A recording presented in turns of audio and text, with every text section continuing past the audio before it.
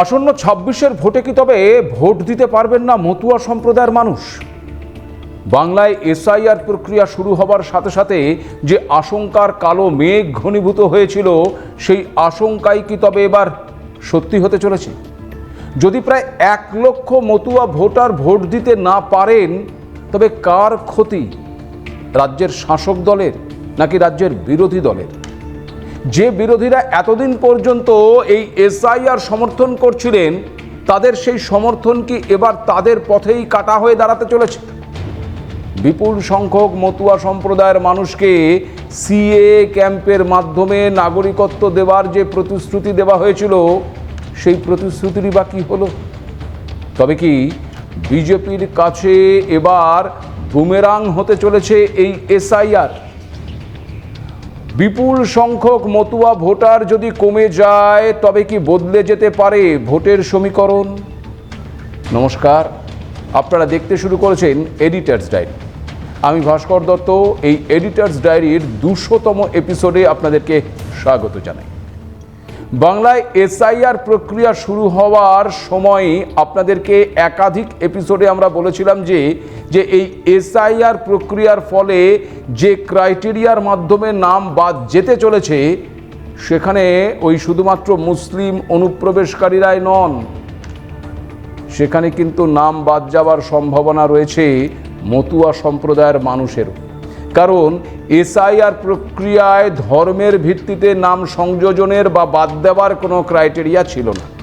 সে কারণে একজন মুসলিম অনুপ্রবেশকারীর নাম বাদ যাবে, যে কারণে ঠিক একই কারণে মতুয়া সম্প্রদায়ের মানুষেরও যে নাম বাদ যাবার সম্ভাবনা রয়েছে, সে কথা আগেই আমরা আপনাদেরকে জানিয়েছিলাম। এই মতুয়া সম্প্রদায়ের মানুষের নাম বাদ যাবার সম্ভাবনার কথা আপনাদেরকে জানানো হয়েছিল, মতুয়ারাও জানতেন।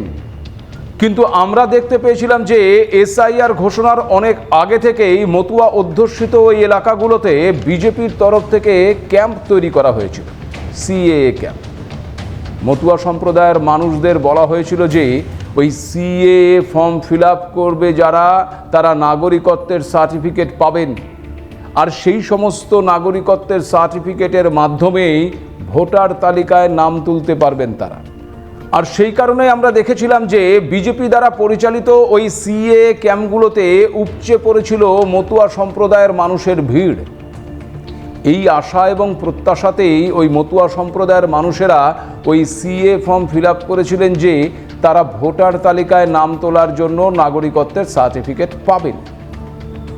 কিন্তু এসআইআর প্রক্রিয়ার ফর্ম জমা দেওয়ার শেষ তারিখ পেরিয়ে যাওয়া পর্যন্ত সেই নাগরিকত্বের সার্টিফিকেট তারা আর হাতে পাননি। আপনারা জানেন, এবং এর আগের একাধিক এপিসোডে আপনাদেরকে এটাও জানিয়েছিলাম যে সুপ্রিম কোর্টেও এই বিষয়ে আবেদন জানানো হয়েছিল। যারা সিএ ফর্ম ফিল আপ করেছে, তাদের নাম আপাততভাবে ভোটার তালিকায় যাতে রাখা হয়, তার জন্য আবেদন জানানো হয়েছিল সর্বোচ্চ আদালতের কাছে। কিন্তু আদালত পরিষ্কার জানিয়ে দেয় যে নাগরিকত্বের বিষয়টি দেখার দায়িত্ব আদালতের নয়। ফলে যা হবার তাই হয়। এসআইআরের খসড়া তালিকা প্রকাশ পেতেই তীব্র আতঙ্ক ছড়িয়ে পড়ে রাজ্যের মতুয়া অধ্যুষিত এলাকাগুলোতে। বিশেষ করে বাংলাদেশ সীমান্ত লাগোয়া ওই উত্তর ২৪ পরগনা এবং নদিয়ার বিধানসভা কেন্দ্রগুলোতে বিপুল সংখ্যক ভোটারের নাম আনম্যাপড বা ওই চিহ্নিতকরণহীন অবস্থায় থাকায় তাদের ভোটাধিকার নিয়ে বড়সড় প্রশ্নচিহ্ন তৈরি হয়েছে।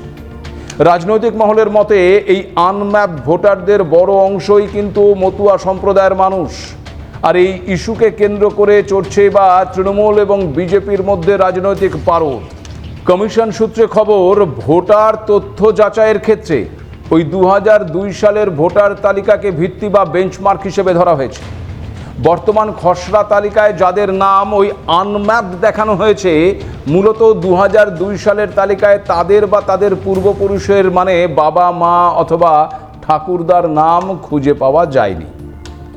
ফলে পারিবারিক যোগসূত্র বা লিঙ্কেজ স্থাপন করা সম্ভব হচ্ছে না। এই পরিস্থিতিতে শুনানির সময় নাগরিকত্বের প্রমাণের জন্য ওই 1950 বা 1971 সালের আগের নথি বা 2002 সালের আগের বসবাস করার প্রমাণ দাখিল করতে হবে।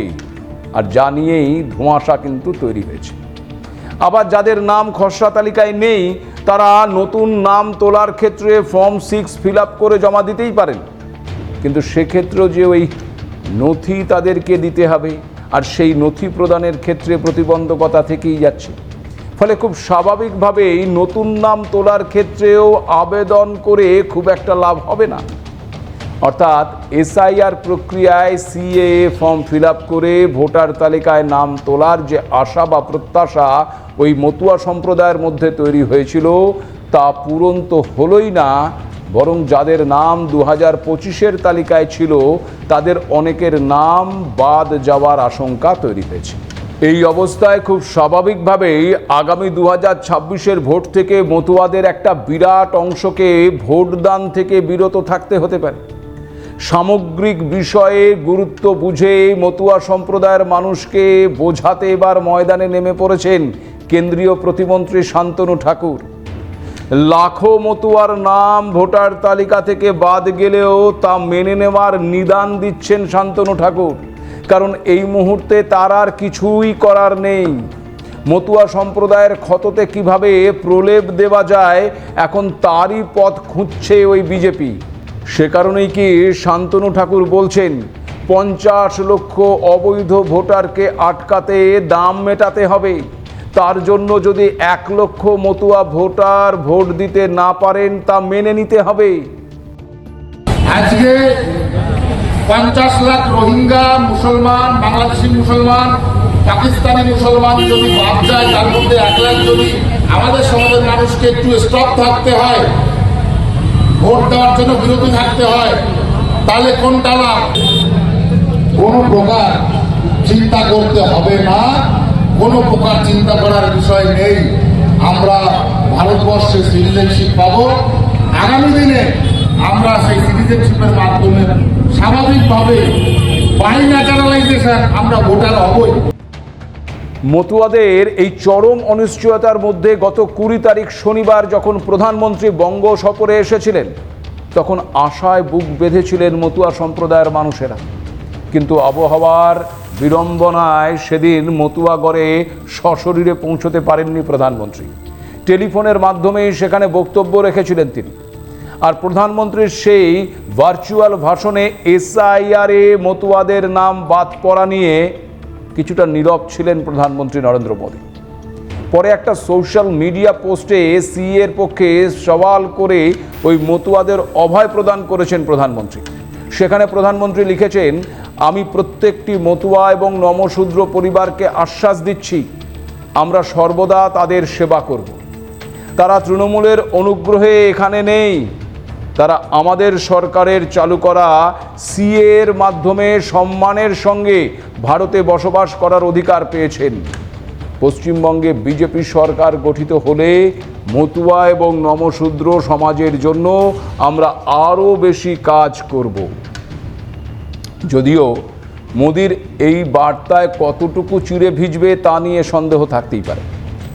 এরই সঙ্গে আবার শান্তনু ঠাকুরের বার্তায় মতুয়াদের একাংশের মনে নতুন করে সংশয় তৈরি হবে কিনা তা নিয়েও প্রশ্ন উঠছে আগামী 26-এর নির্বাচনে মতুয়া ভোট কোন দিকে যাবে তা নিয়েও। কারণ বাংলার বেশ কয়েকটি বিধানসভা কেন্দ্রে একটা বড় ফ্যাক্টর কিন্তু এই মতুয়া ভোট। বাংলায় প্রায় 100টি বিধানসভা আসনে মতুয়াদের উপস্থিতি থাকলেও 21টি আসনে মতুয়া ভোটই ফ্যাক্টর। ফলে সেই বিধানসভাগুলোতে আগামী 26-এর ফলাফল কি হবে? ওই বিধানসভাগুলোতে মতুয়া ভোট কোন দিকে যাবে? বিপুল সংখ্যক মতুয়া ভোট ভোটার তালিকা থেকে বাদ যাবার কারণে বাংলার মতুয়া অধ্যুষিত বিধানসভা কেন্দ্রের ভোট চিত্র কি তবে বদলে যাবে? বিজেপি নাকি তৃণমূল কংগ্রেস? মতুয়া ভোটে এবার ভাগ বসাবে কে? সারা ভারত মতুয়া মহাসংঘের দাবি অনুযায়ী রাজ্যে প্রায় 1,80,00,000 মতুয়া ভোটার রয়েছে, মানে ওই 2025-এর ভোটার তালিকা অনুযায়ী।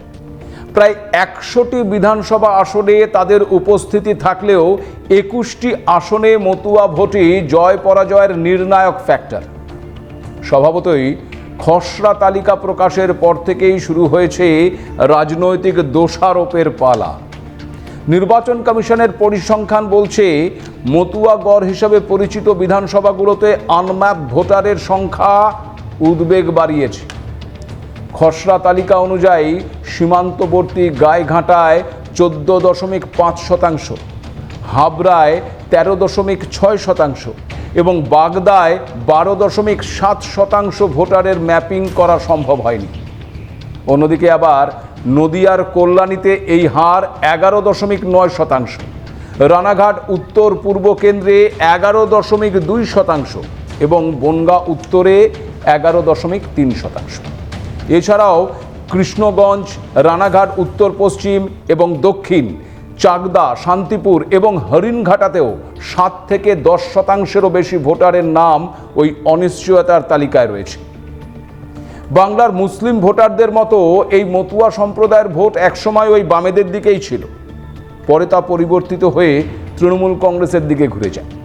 2011 এবং 16 সালের বিধানসভা নির্বাচনে মতুয়া ভোট নিজেদের দখলে রেখেছিল তৃণমূল কংগ্রেস, কিন্তু 2019-এর লোকসভা নির্বাচনের পর থেকেই এই মতুয়া ভোটে ভাগ বসায় ভারতীয় জনতা পার্টি অর্থাৎ বিজেপি। 2021 বিধানসভা নির্বাচনের ফলাফল লক্ষ্য করা যায় তাহলে দেখা যাচ্ছে যে 12টি কেন্দ্রের মধ্যে গাইঘাটা, বাগদা, কল্যাণী, রানাঘাট উত্তর পূর্ব, বাগদা উত্তর, কৃষ্ণগঞ্জ, রানাঘাট উত্তর পশ্চিম বা রানাঘাট দক্ষিণ, চাকদা, শান্তিপুর, হরিণঘাটা এই সমস্ত কেন্দ্রগুলোতে জয়লাভ করেছিল বিজেপি, আর একমাত্র হাবড়া কেন্দ্রটি জিতেছিল তৃণমূল কংগ্রেস। আবার 2024 সালের লোকসভা নির্বাচনেও ওই রানাঘাট এবং বনগাঁ এই দুটি লোকসভা আসনেই জয়লাভ করেছে বিজেপি। আবার এই 2024 সালেই বাগদা বিধানসভা কেন্দ্রের উপনির্বাচনের ফলে তৃণমূল কিন্তু এই আসনটি নিজেদের দখলে নিয়ে আসে। ফলে খুব স্বাভাবিকভাবেই আগামী 26-এর বিধানসভা নির্বাচনে মতুয়া গড় রাজ্যের শাসক দল তৃণমূল কংগ্রেস এবং বিরোধী বিজেপি উভয়ের কাছেই অত্যন্ত তাৎপর্যপূর্ণ। কিন্তু এসআইআর আবহে যেভাবে বিপুল সংখ্যক মতুয়া সম্প্রদায়ের ভোট বাতিলের তালিকায় যাওয়ার সম্ভাবনা তৈরি হয়েছে তা নিয়ে শঙ্কা আশঙ্কার দোলাচলে এখন উভয় পক্ষই। বিজেপি তাদের মতুয়া ভোট ব্যাংক ধরে রাখতে মরিয়া। সে কারণে প্রথমে সিএএ ক্যাম্প তৈরি করে নাগরিকত্বের শংসাপত্র দেওয়ার প্রতিশ্রুতি প্রদান করে মতুয়াদের নিজেদের কনফিডেন্সে রাখার চেষ্টা করেছিল গেরুয়া শিবির। কিন্তু শেষ পর্যন্ত সেই পরিকল্পনা সফল না হওয়ায় এবার প্ল্যান বি সামনে আনছেন ওই শান্তনু ঠাকুর। তার যুক্তিতে 1 লক্ষের ওপর যদি মতুয়া ভোট বাদ যায় তালিকা থেকে তাহলে সেটা মেনে নিতে হবে, কারণ এই এসআইআর প্রয়োজন ছিল। কেননা এই এসআইআরের ফলে 50 লক্ষ অবৈধ ভোটার, বিশেষ করে রোহিঙ্গাদের ছেঁটে বাদ দেওয়া সম্ভব হচ্ছে।